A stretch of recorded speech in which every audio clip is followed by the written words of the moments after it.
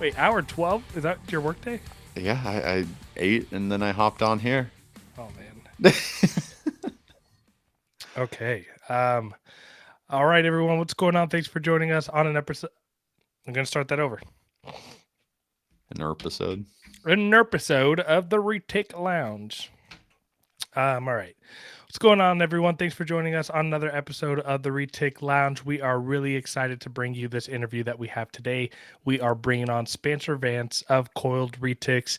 He is a new keeper in the industry who is coming in, bringing waves, changing the way that he is keeping his snakes and his retics, and we're excited to get him on so he can share that experience with you guys and maybe share some tips on YouTube because the guy is blowing up.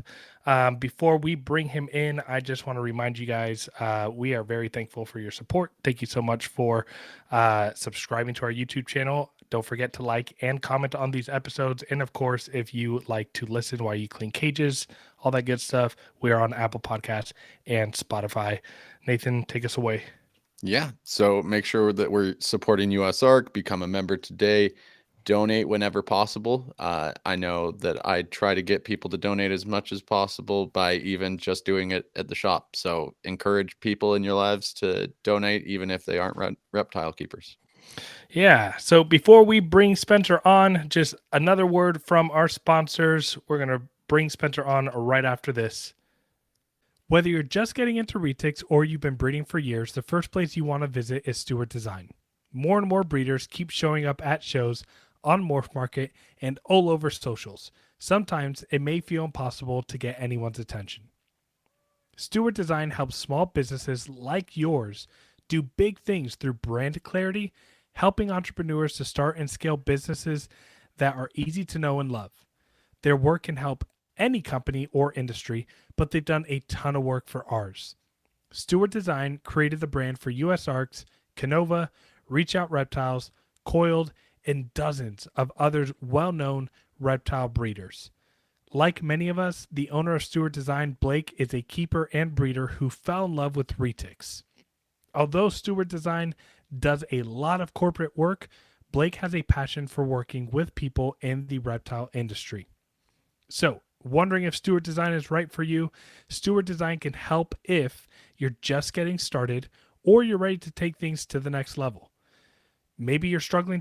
All right, guys, make sure that you're going over to VivTech Products for any of your UV needs and all the accessories included. We have an affiliate code for 15% off over there. So use our affiliate code ReticLounge23 at VivTechProducts.com for 15% off today. Yeah, and if you guys didn't catch our last episode, we share some experiment updates with the UV lighting. I am sold. I cannot wait for Nathan to start to implement them in his cages because he's going to be mind blown with those VivTech bulbs. So, yeah, I'm itching to start this experiment. So, yeah ready to go.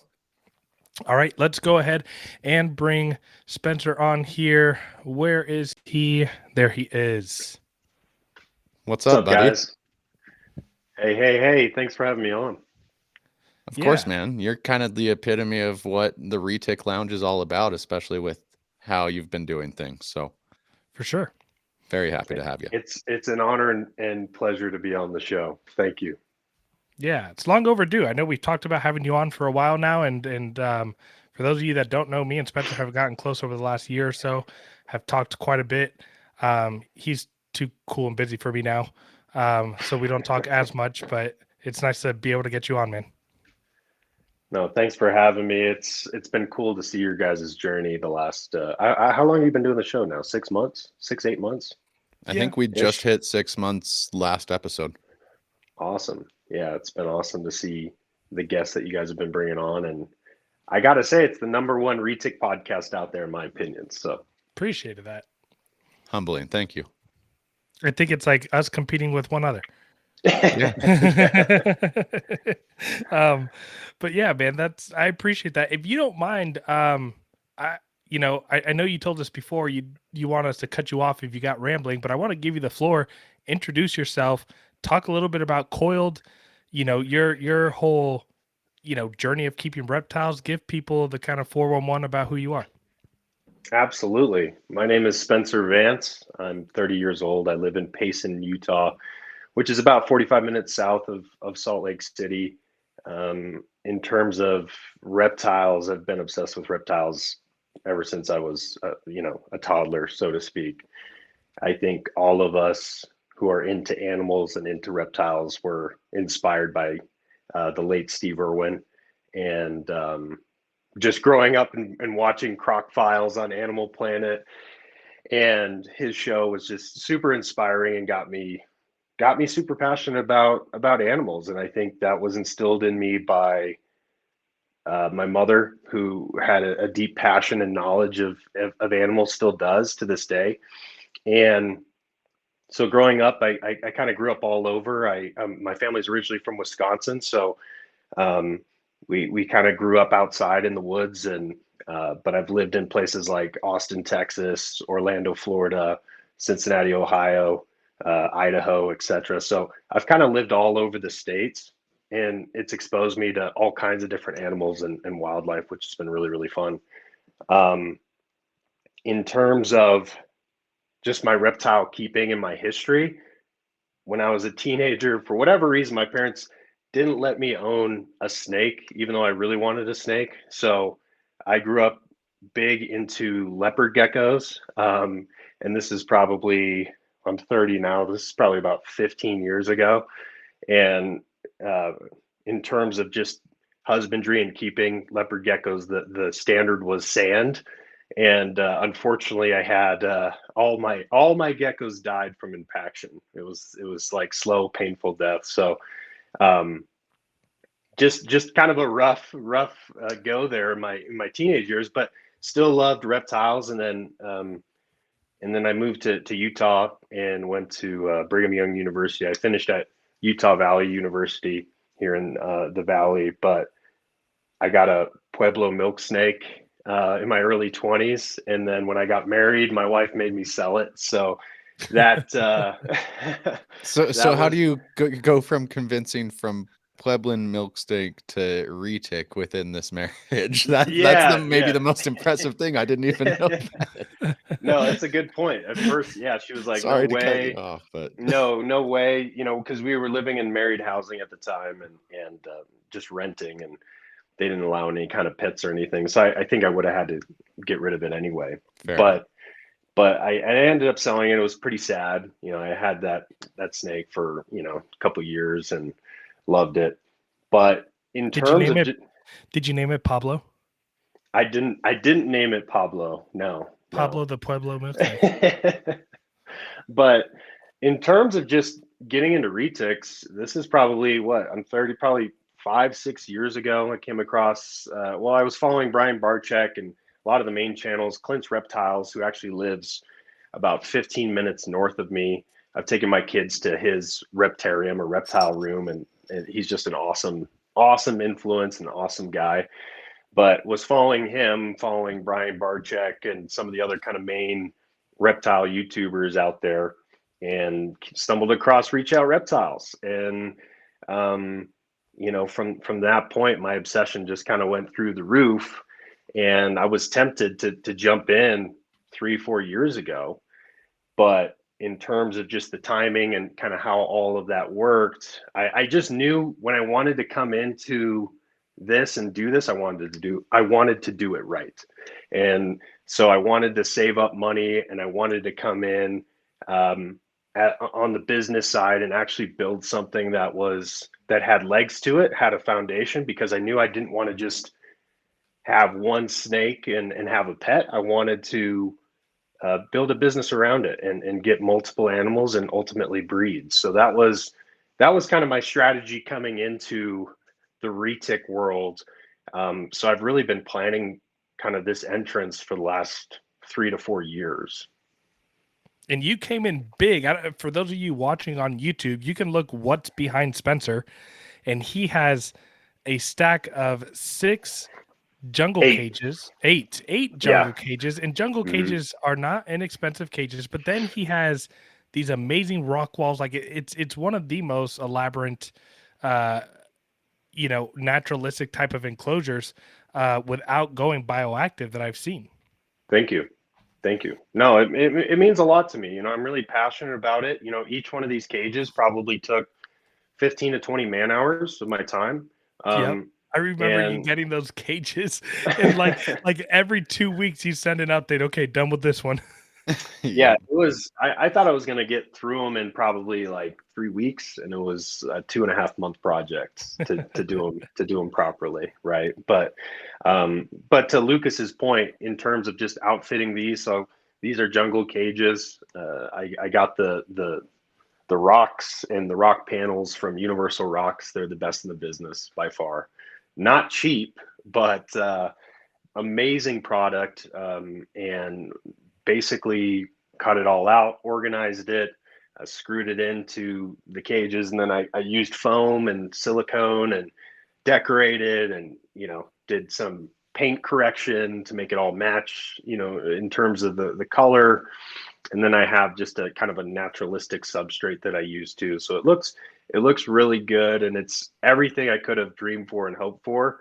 And so it was worth the wait. It was worth the wait because I was really tempted to buy my first animal about 3-4 years ago. So Yeah. mhm. So, question for you.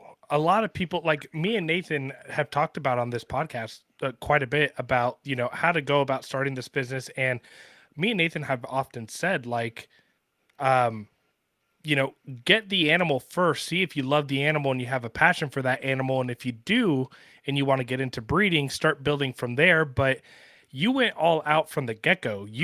Before you got your first snake into your home, I think you purchased like how many? 5, 6, Seven. So I have 7. seven animals. Yeah. So like what was like, I mean, I hear the passion and like you wanting to work with these animals and everything. And I just want Mhm. to get kind of into that mindset in regards to like what you literally didn't go all into the cages, but literally all in on the animals. You got high class animals and Mhm. you got a bunch of them to start off with.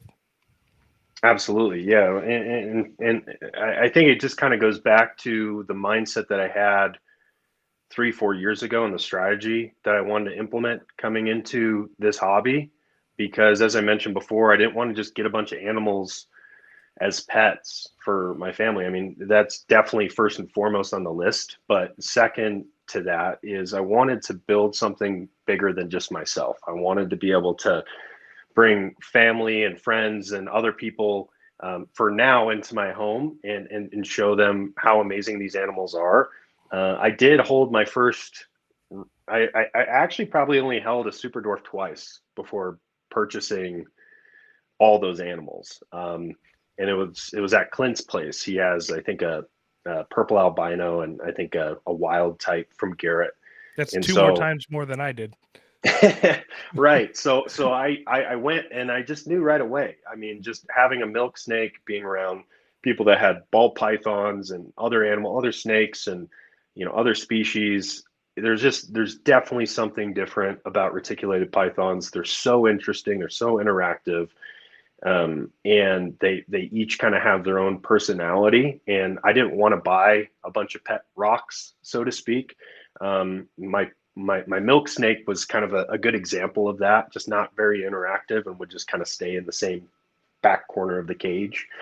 And so that's not what I wanted. I wanted an animal that was somewhat intelligent and I could interact with and was just really really fun to bring out. And so experiencing that, I think, was my big motivator for all that, because I just knew. And Garrett did a good job selling me. I think with his videos and how he markets on his channel, I mean, he does a good job of showing why they're so unique, and why retics Yeah. have a special place in people's hearts. Yeah. I think we can all thank Garrett for the market there is right now for super dwarfs. Yes, For the 100%. market, but I think the animals sell themselves. I mean, even before Garrett came around, I got that hands-on experience like you did, and that's all I needed as well. And I knew like I was going to have one in my collection, and then once I had one in my collection, everything else kind of, fell by the wayside, and then moved over for retics. Yep.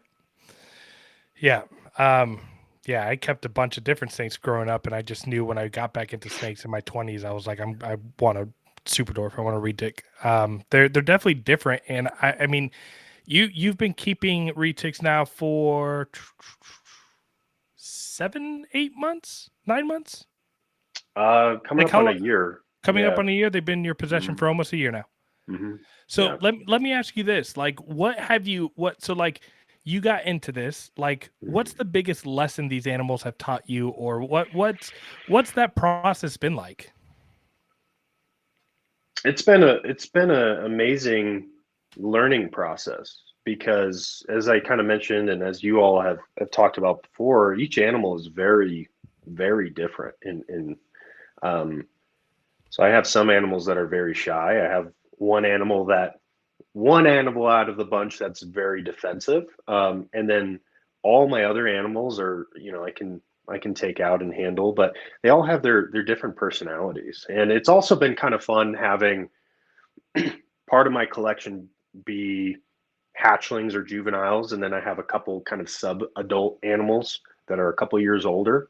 And so that's been fun having a little bit of the variety. Now, I don't I don't have a fully grown super dwarf retic yet, and so I'm kind of growing into that, and looking forward to it. And looking forward to all the cleanup that comes with that as well, is because that's going to grow along with the animal.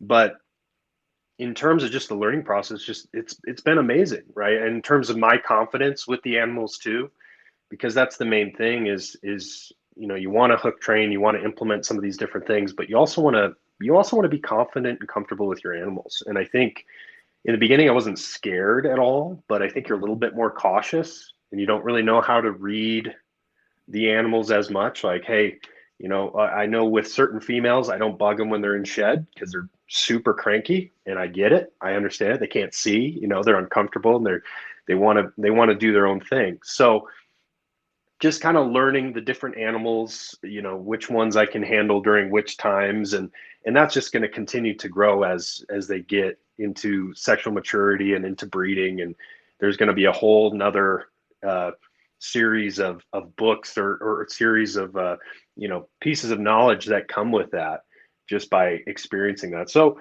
it's been amazing. I mean, it's been great. My kids and anybody that I bring into my home and they're able to check out the animals and the setup that I have. I mean, they're just in awe, and a lot of them come in with this fear. And I think everyone's experienced that. You bring family members and friends are like, "You've got 7 snakes in your house? Are you nuts?" I can't tell you how And many people ask, like, "Are you scared it's going to eat your baby?" I'm like, "No, you moron! They're in the garage." yeah, Well, I think anyone would have a hard time walking into your room, seeing the setup you have, and Not being still interested. still being just totally just biased with well, fear. well, and I love showing them the difference between a normal pure Calatoa and an Yep. Anery super dwarf. Like showing them Right. these are the things I look for, right? This animal is silver, and this animal's got a little bit more orange to it. You see the difference, right? And these are some of the things that we can breed for. And once we throw in the design patterns and the genetic mutations or color mutations, we're going to be able to do some really cool stuff with this. And so people love that part too, the genetic part. You don't want to get into the het stuff or recessive versus codom. Oh, that's just too Or much even for the most people. I localities that just I I that's when I people I shut down and yeah, I stop listening. tend to do that, and that's when my friends are like, "All right, you can shut up now." Yep. Yeah, I basically just say, hey, this animal's from one island, near Indonesia. This animal's from a different island in Indonesia, and then Yeah, it's just kind of like, yeah. hey, it makes a little bit more sense. So, So you started talking about some of the animals you have, and mhm. I would love for you to share, since you don't have a long list of animals right now. So what animals do you have in your collection? And yeah, Yeah, so I'll just kind of go down the line. So I have a pure super dwarf female. She's 2.5 years old from Daniel Solis. She refuses to grow. She's my grumpiest animal for whatever reason. She came in and I don't know if it was just due to setup and new environment, but I'm still working with her and she's coming along. But she just refuses to grow. She's eating pigs and anyway. So and then next I have a pure Coyote female, one of my favorites, just a gentle giant, and she's just growing like a weed. So pure Coyote female that I got from Reach Out Reptiles, and then I have your girl Lucas or your daughter, granddaughter, F1 Kalatoa, and she's amazing. Her name's Zara, and she's coming up. She's a year old. I think she just turned 1, right? Actually, yeah, yesterday, 1 year old. Yeah. So she just turned 1, which is great. My kids love her, and then I have a pure Kaiwati male from Reach Out Reptiles as well. So I have a pair of pure Kaiwatis, and I love that locality. I think in terms of color saturation and taking that locality to certain morphs, there's something about it that just makes those colors pop. So I'm excited to work with that locality. And then I've got a 68.75% super dwarf Het OGS from Reach Out Reptiles. She's, from my knowledge, one of 3 that have been produced at that percentage. There's some 50 percenters out there, and I think even some visual 50 percenters now that were hatched out by Garrett this last year. Yeah. But she's a special animal. She's my cow maker, and I know she's I think Lucas's favorite. Well, Of the bunch. she's my favorite because I know. male. I can easily drive up to her any day.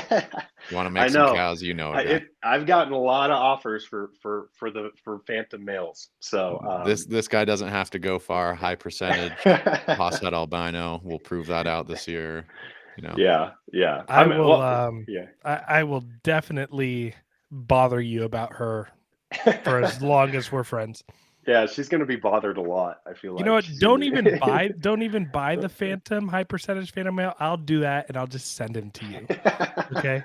Send them my way. And then I have a 62.5% super dwarf, 12.5% dwarf, so 75% total purple snow female that was produced by Justin Lathrop. And she is Posset scaleless as well. So that's an interesting animal. I should know hopefully in the next year. You dropped the bomb. I didn't know you were gonna drop the bomb. Oh yeah. It's out there. It's on my channel. It's out there. Yeah, it's out there. It's on my channel. So, I mean, people, if they've been following the Retic, the super dwarf community for long enough, you know. Everybody should know about that deal that Justin Garrett did for the truck and the motorcycle. Mm-hmm. So she's a descendant from them. And then last but certainly not least, I have a 87.5% super dwarf anery female. She's got Madu and Kalatoa, and she's just teeny tiny and super silver. So and she's a visual anery, and she's gonna make some pretty awesome stuff for us. So she's a descendant. She's from one of the Richard Bilbo lines. And she's a year Madu to it. That's pretty cool. Yeah, so she just turned 1 as well. So so that's kind of the collection. My Het OGS girl, I forgot to go through age. Het OGS girl is coming up on 2 years old this spring. My pure Kaiwatis are going to be 3 in June. So yeah, I mean, in terms of what I've got going on, kind of have a good variety, but my pure Kaiwati female is probably going to be the first one that breeds for me. So nice. Mm-hmm. You have plans for her? Do you know what you want to produce right off the bat? Well, it's interesting because I mean, I think the easy route would be to just take my pure Kaiwati male to her, but I still have an open enclosure down here. I was just about to ask you that. And so I might switch up some plans, and I might try to do something crazy. Who knows? But she should be getting some special guy for her first breeding, hopefully. You want to drop any hints or no? No, I don't. Okay. I'll keep that a secret. Oh man, I mean, that's a great collection to start off with. And like I said, I mean, you started right off the bat with the cages, just going all out. And I mean, with your animals and bloodlines and stuff that you have, again, just all out. And speaking of all out, Coiled, you started off right off the bat with our sponsorship, Stewart Designs, with Blake Stewart. And tell us how that experience was. I think Yeah, that'll that, you give know, people a different view of how the whole process goes. yeah. Yeah, and I think I'll just continue to refer back to my game plan that I put together like 3-4 years ago for what I wanted to do.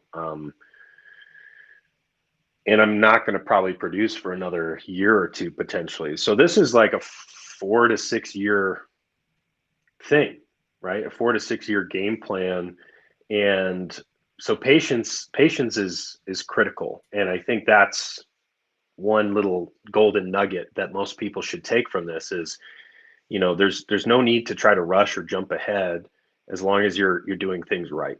And so when I came into this, I knew that I wanted to get the right cages. I wanted to build them out how I wanted to build them out because I wanted them to look a certain way.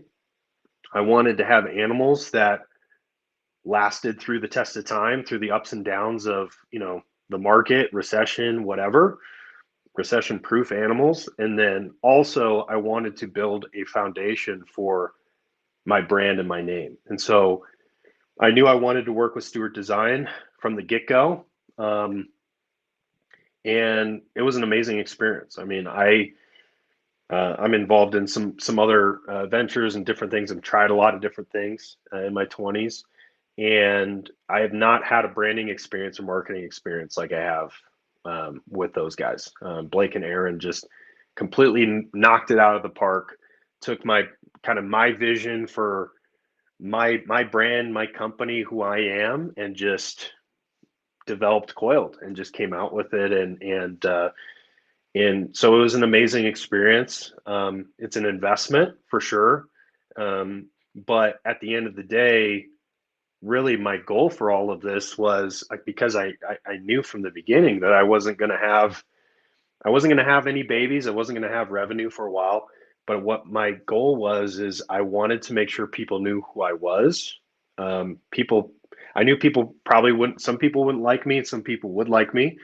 It didn't really matter to me. I just wanted to make sure that I had a voice in this niche, and people knew who I was. So that was a big reason why I went with Stewart Design, and I can't thank them enough because I mean I've only been in this for a year, and there's just been some amazing things happen for us. So Yeah. So just to drop another plug, he's one of our sponsorships, sdidentity.com. You can find him at SD Identity on Instagram. Again, he's an investment type of opportunity, but if you guys are looking into starting your own, reptile business or even another business, if you're watching this, just like randomly stumbling upon this, branding and marketing, he's really the guy to go to. I I got a question for you. yeah, shoot. What's the secret to YouTube fame? I wouldn't say I'm YouTube famous. I've got. So real quick background for our listeners. Homeboy's been keeping snakes for just under a year.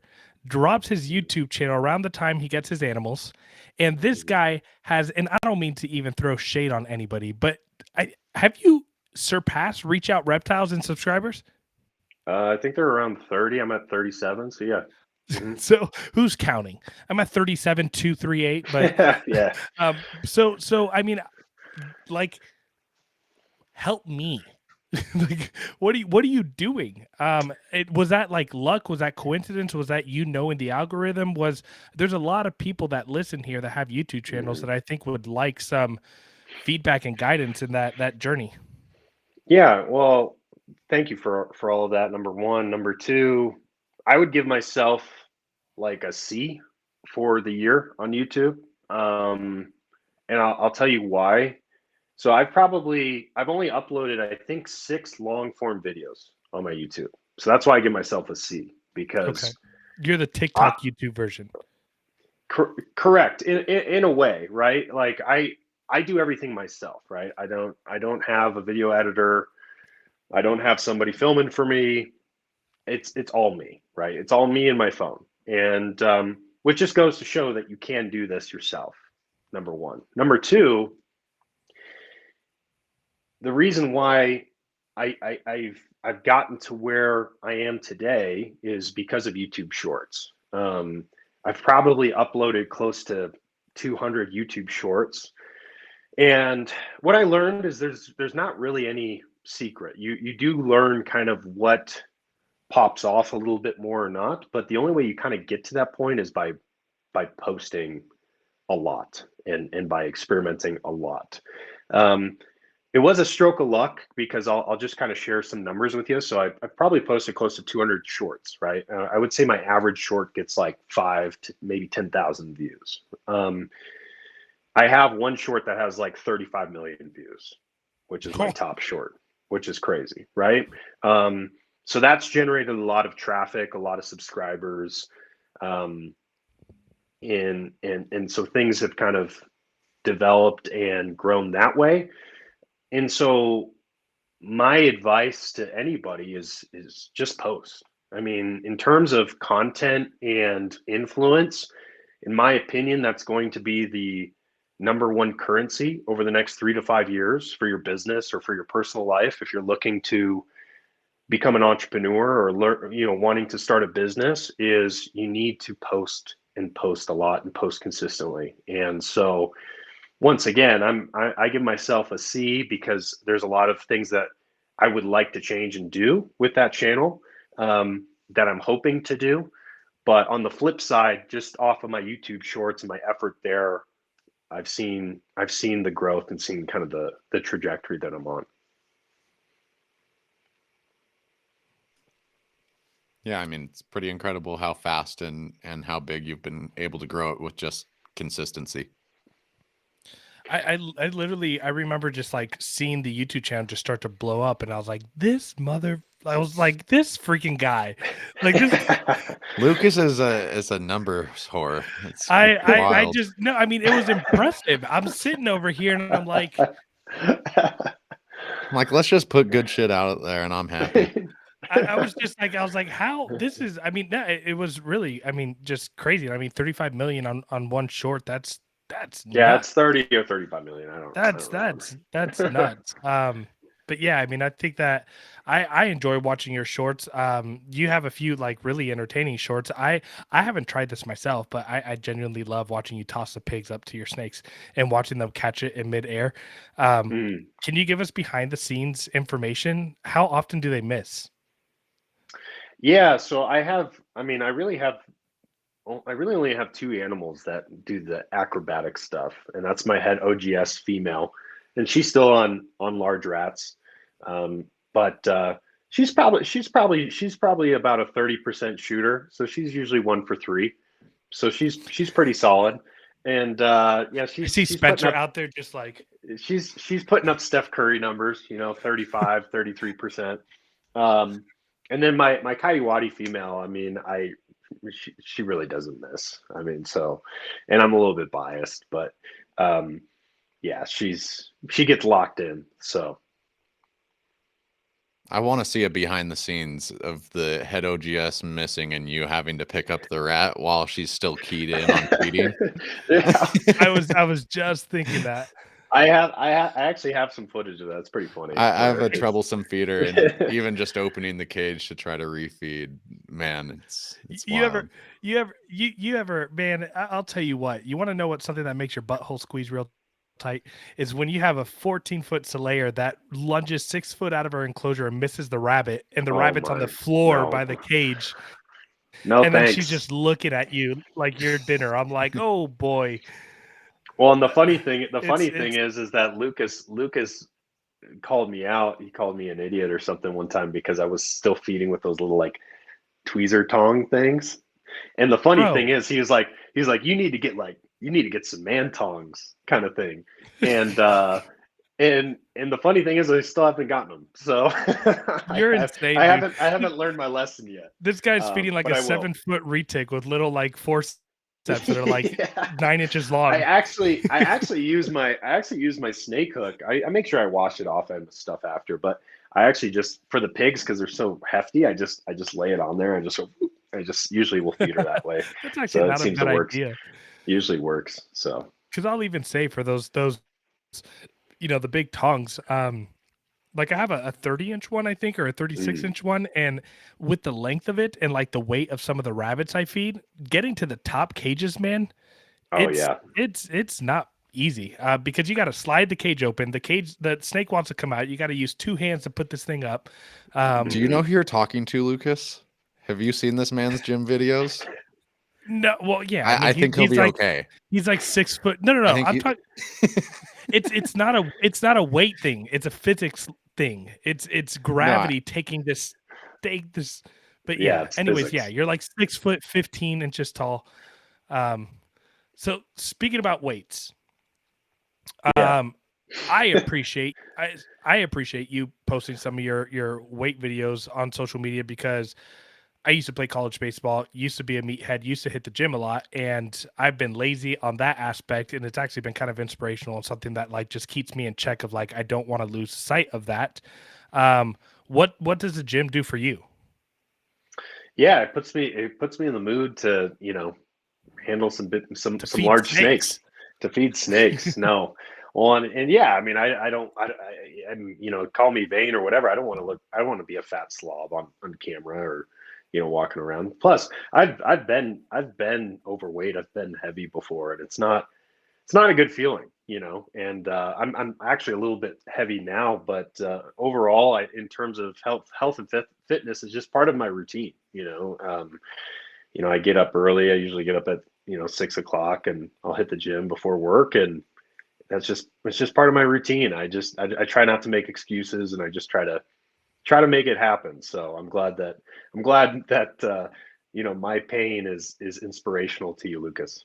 Yeah, I mean it's not that inspirational because I still haven't hit the gym yet, but I'm getting there. You've gone Um, like a couple times. You've got I've a gone a couple couple times. times, man. You're I like, mean, yeah, I'm he going. says the same thing to me. He's like, "Oh, I see your something stories. I'm gonna get back to you it." guys, dude, you guys don't understand, man. Just do it. I used to be, Do it. dude, I used to be like a lightweight but strong dude. And now I got this sexy dad bod with a nice beer gut.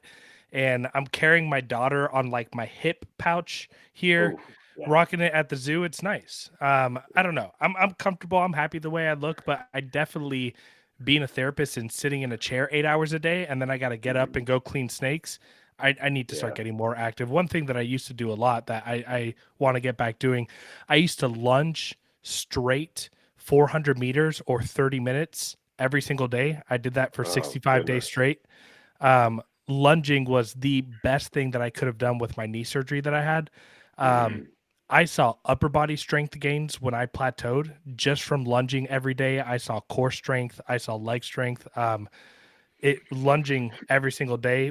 People would think it'd be bad on your knees. I had the like least amount of pain on my knee that I had surgery on when I was doing that program.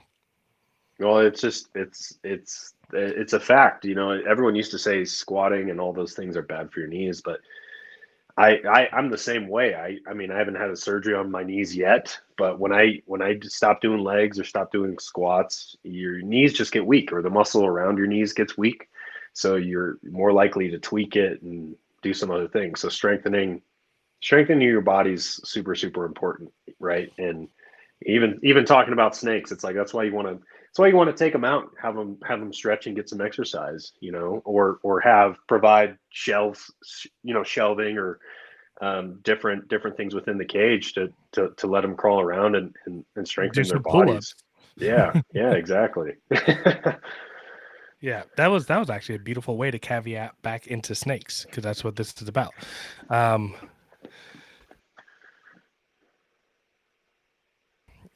sorry, dying over here. Still got a cough. So tell us a little bit about like what does personal Spence do on his personal time? You got a large family. hmm We obviously you work out 20 hours a day. But what else do you do on your spare time? Like when you're not in the snake room or you're not in the gym, what are you doing? Well, funny enough, my snake room doubles as my home office, so it's all in one place. And the cool thing about doing this and building my brand and Coiled is that my content is 3 feet from me, right? So that's kind of the nice thing is I'm constantly here. I'm constantly working. I work from home. And as you mentioned, I've got 4 little kids all under the age of 5.5, which is wild. I'm sorry. Welcome to But Utah, it's, Lucas. yeah, there you go. Welcome to Utah and Mormon families. But in terms of just, uh, what I do in my spare time, it's usually running kids around to basketball games or, wrestling or what have you. And, but I love it, and my wife's really supportive. And to loop her back in, because I think when I talked about the milk snake, she had me sell that animal when we got married, and then convincing her that kind of backstory of getting 7, 8, eventually 8 animals is a story in itself. Where talking to her about, hey, I want to get a snake. I love these retics, blah blah blah. It really took a lot of convincing, and it took a business plan, to show her the potential. And not that I was going to explode and become, the next Reach Out Reptiles or anything crazy like that. But I think, helping her understand that more was better, in this case, was a big part of why I am where I am today, if that makes sense. I'm, So I'm laughing in the background, and I'm like, I wanted to interrupt, but I stopped myself. It's because I literally wrote a 5-page business proposal to my wife, yeah. laying out expenses, laying out cost, laying out Hmm. price of babies, all this stuff. Yeah. And let me tell you, man, that first year that I had that wild caught pairing and my clus was a bust, she looked at me and she's like, "You," she's like, "This." I was like, "They're animals. These things happen." She's like, "That's not what your business proposal said." So it was She's holding you accountable. That's no, that's she was, and she actually motivates me. She's a big motivation for me to be successful, and it's not like I told you so type of thing, but because, right. um, I she believes it now that I'm on like my 3rd season and I'm selling animals. I have money coming in, and it's going well. The one thing Mhm. that she just hates me for is I just don't stop buying animals. Um, Yeah, well, I think Nathan and I can testify to that fact. You have a problem. So we all do. Okay. Well, actually, no, you two, man. Okay. I'm talking to like, you guys are a very rare species in the retic Hey, hey, community. hey, You he's guys have, only a year in. Give no, him no, some no. time. Well, yeah, He's actually, already yeah, no. surpassed me in You're his you're year. you're at 7 snakes a year, Spencer. I don't want to hear that. that's true. My Um, average is pretty high. Yeah. but no, yeah, I definitely I don't know. So like I'm a locality guy. And so I feel like Mhm. anytime a locality has the opportunity, like I'm about to go pick up a Slayer at Arlington, a Slayer male. Like if a locality comes my way, I can't turn it down. Like I'm not gonna tell who, but I just got someone who texted me today, like, "Hey, I'm thinking about selling my Madu pair," and I was like,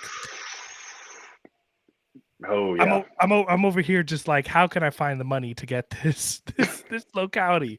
And the thing is that like, I'm trying to move away from racks in my Mhm. garage, but the only way I can hide snakes from my wife is in racks. So like Yeah, I need I need to yeah. keep some racks. Yeah, my problem is space. I mean, I think if I had more space, I'd probably be slowly creeping up to you, Lucas. But I'm pretty maxed out, and to be honest, it's kind of the perfect situation where I can just take it one snake at a time, one breeding at a time, take it slow. And what it's really forcing me to do, as I kind of mentioned before, was it's really forcing me to focus on the community and focus on what everybody else is doing. Not that I care about what everybody else is doing, but to show my support, and also to just see where the market is going. I mean, I think just as a business person, you have to understand where the market's at today, where it was a year ago, and where you predict or forecast it's going to be in 12 months. So that's been a good thing for me. Otherwise, if I would have bought a bunch of adults and had my hands full with breedings and hatchlings already, it would be madness. So Yeah, a little research and development while you're developing. 1000%. And Lucas is dying again. Sorry, Lucas. Yeah. Speaking of community, I'm going to throw our Patreon plug. If you guys aren't a member of our Patreon, join our Patreon. We have an awesome Discord community. We have 47 members right now and counting. Spencer is actually one of the OG Patreon members that joined, like, I think our second day. I think he was our second Patreon member. I was number 2. Yeah, second Patreon member. And you know, as much as I would love for Spencer to be more active on the Discord with all of his naturalistic setups, wink, wink. Join our Patreon. It's only $5 a month at the lowest level, and you'll gain access to a wonderful family that we've created. You won't regret it. So I have one more question before we get into some of like the just quick rapid fire stuff that we throw out at the end for our guests. But if someone wanted to model their keeping after you and get into one of these enclosures with the universal rock, roundabout how much would someone expect to invest into something like that?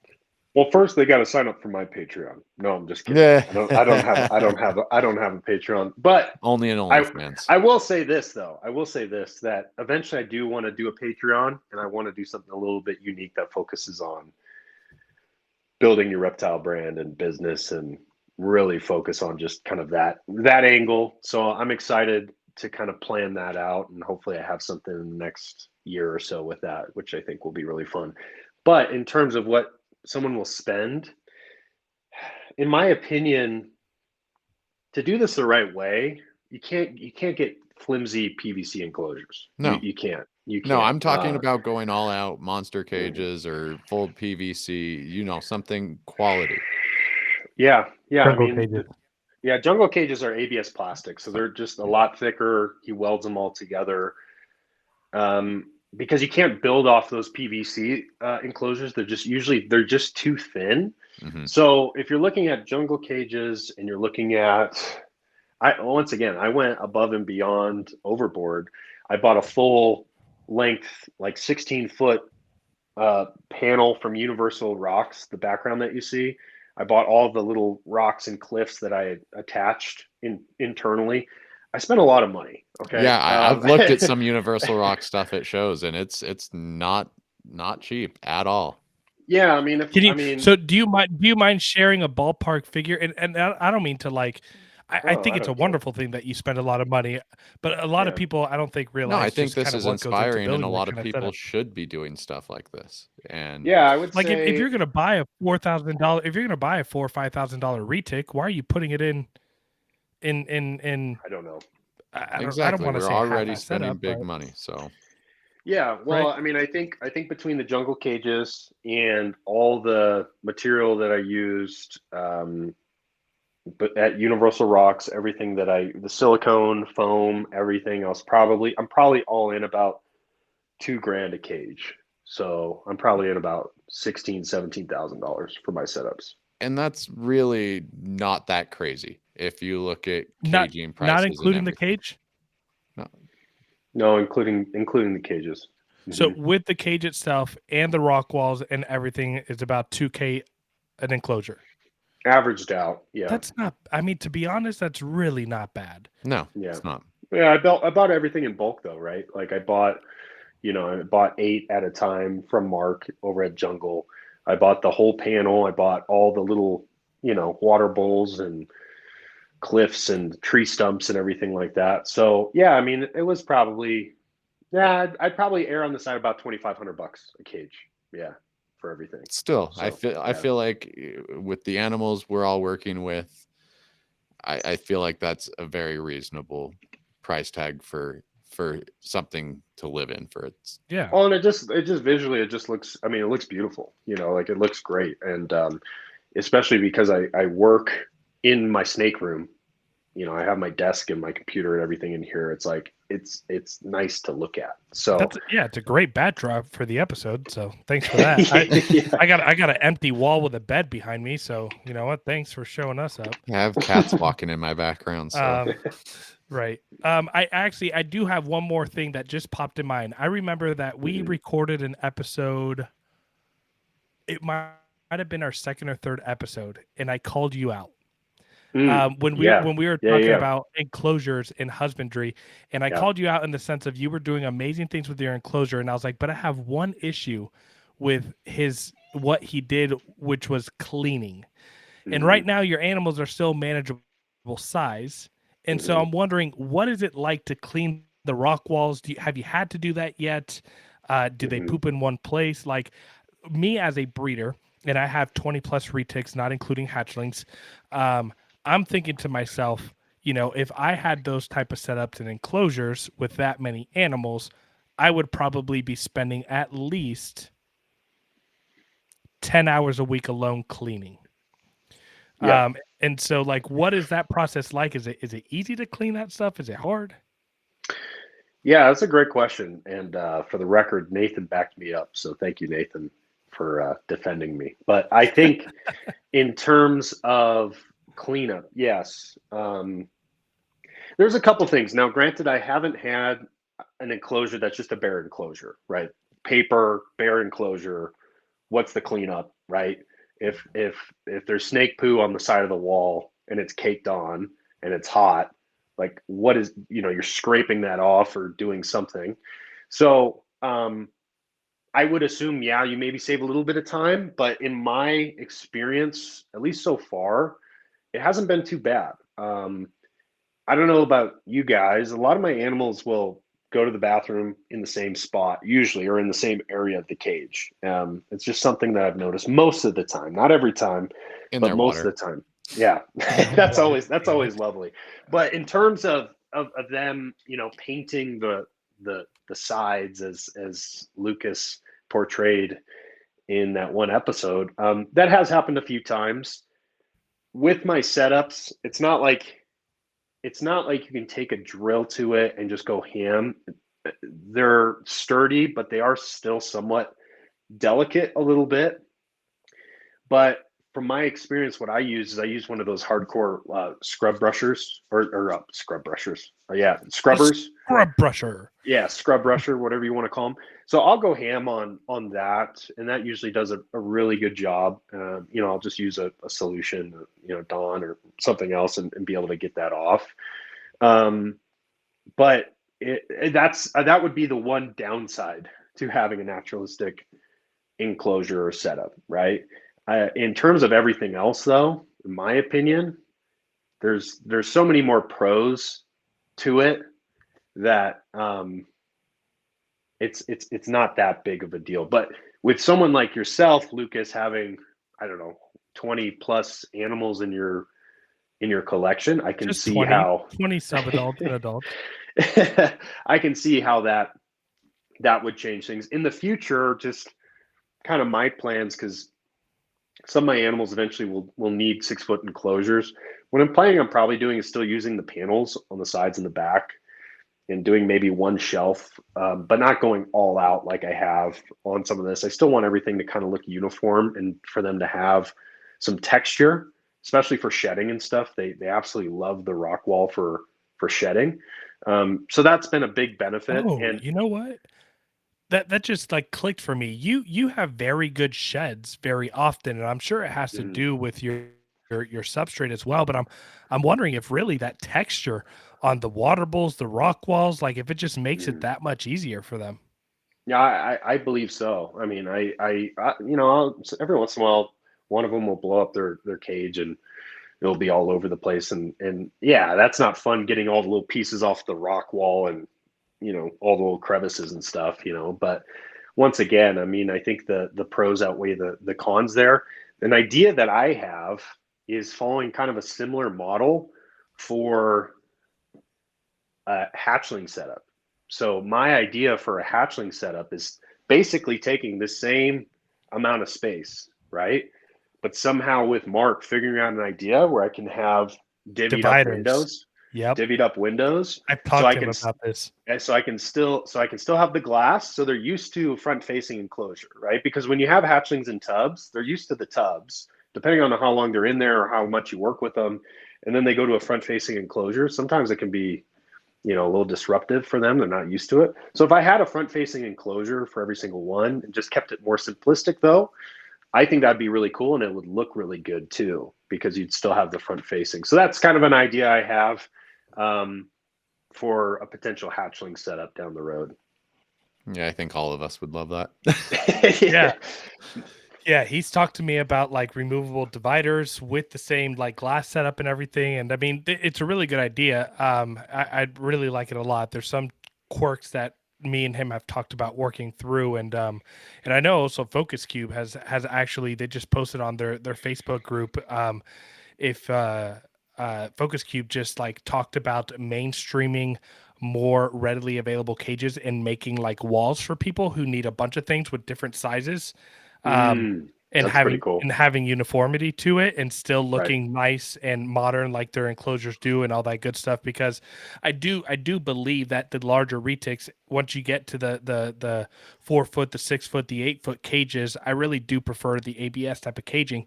But I think for, you know, a super dwarf retic up to 2-3 years old, PVC is completely fine for them, and do well. And that way you could have, you know, a wall of really nice enclosures that they're planning on doing. Okay, so rapid fire questions. Oh, here we go. So I got a lot of these geared towards you being a meathead. Okay. All right, here we go. Okay. Ready? Mm-hmm. Nathan, do you have any that you need to send me real quick? No. I mean, if I have any, I'll shoot them off. Okay. All right. Rapid fire. Number 1, squats or deadlifts? Deadlifts. Arm day or leg day? Arm day. Saturday for the boys? Yeah. Awesome. What's your favorite sport? Basketball. What's your favorite team? I don't know. I don't know. It's tough. I like the Bucks. I'll say the Bucks. Okay, Yeah. Milwaukee Bucks. I like that. Look me in the eye. Who is the GOAT, LeBron James or Michael Jordan?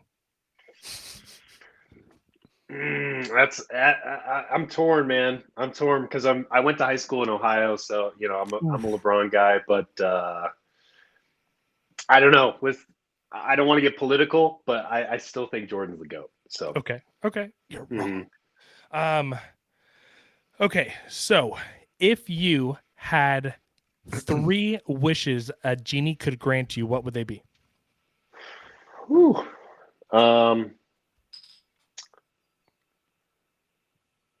That's a great question. I think the first one would just be wealth. So not having to worry about money, because I'd probably have like, I don't know, a bunch more kids. I love my kids. So I would just say like financial freedom, just not having to worry about money. Number 1, because then I can pursue what I want to do and help other people. Right. Number 2 would probably be a farm. I really want to get a farm, like a bunch of land. Love that. That's been a dream Love that. for my wife and I. So that's kind of a goal. Same. And on that farm, I'd have my snake barn, my coiled barn for sure. So that's in the plans. That's in the kind of the long-term plans down the road. Number 3. I'd probably say,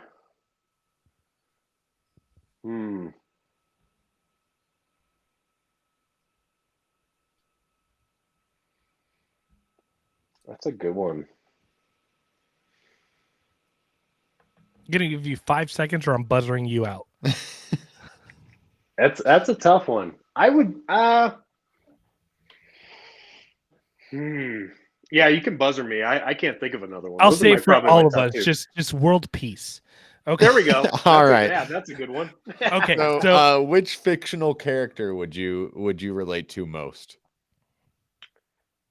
I would say Aragorn from Lord of the Rings.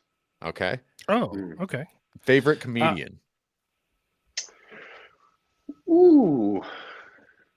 I know this is a Nathan question because he loves 100%. comedy and comics, so I got to be careful with my choice here. No, you don't. If you say Dave Segura, he'll drive over to your house and make out with you now. No, it's not Dave Segura. I was like, what? Or I'm If they had a It's- baby, yeah. the Dave super Segura. comedy child. No, the funny thing is, I'll say Jerry Seinfeld because, okay. Classic.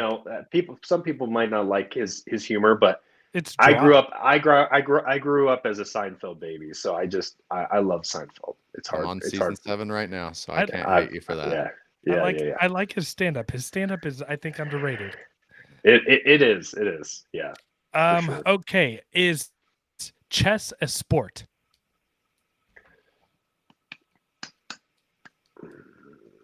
I don't think so. I don't think it's a sport. Okay. I think it's a mental game, mental challenge. Okay.